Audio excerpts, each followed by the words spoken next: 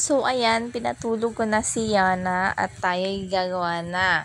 So, ayan na pala ang mga ingredients na ating gagamitin. So, obviously, spaghetti ang ating gagawin. Ang paborito ng bayan. So, niligay ko na ang margarine. Ayan, tapos konting oil.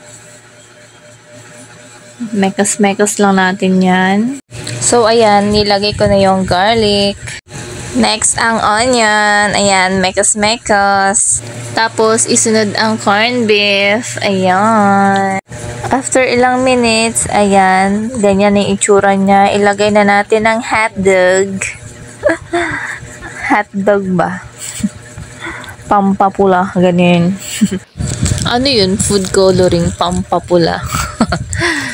Siyempre, hindi yan mawawala sa spaghetti, di ba? Tapos, sunod na ang gatas. Ayan, gatas tayo.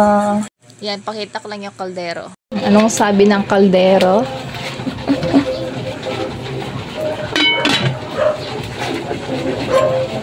Dito ko niluto yung pasta. For spaghetti. Ayan.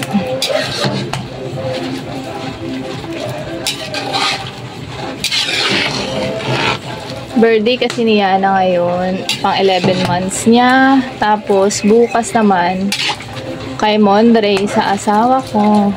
So, yan, pinagsabay ko na. Magkasunod naman sila. So, ayan. So, ayan si Mother. Kinukuha niya na yung pasta kasi luto na. Sabi ko siya na yung kumuha kasi nga mainit nga. At saka kasi nagpapadede din ako. So, balik tayo dito. Ayan, tapos nilagay ko na din ang tomato sauce. Yan, 2 pack yan. Yan, sinimot ko, di ba? Siyempre, lalagyan din natin ng pamintang durog. Ayan. Siyempre, ang magic ng bayan. Ayan. Alam nyo na yung kung ano. Yan, mekos-mekos. Sige lang, halo mo day. Ayan, nilagay na natin ng cheese. Ang melted cheese. Ah, diba? Para cheesy. Sana all cheesy, 'di ba? Ayan, papakuluin lang natin at i-melt ang ating cheese. Tikiman time na. Tikiman natin.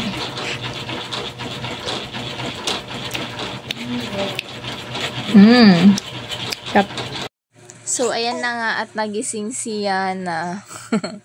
So, ayan na nga at papatikim ko na kay nanay. Tingnan mo ang reaction niya. Wow, sarap. Ubusan on. Wow, sarap. Sarap. Pwede na bang pang commercial? So, ayan na ang ating finished product. Ayan. O, diba? Thank you po pala sa ating mga followers tsaka non-followers. Thank you for watching. Bye-bye!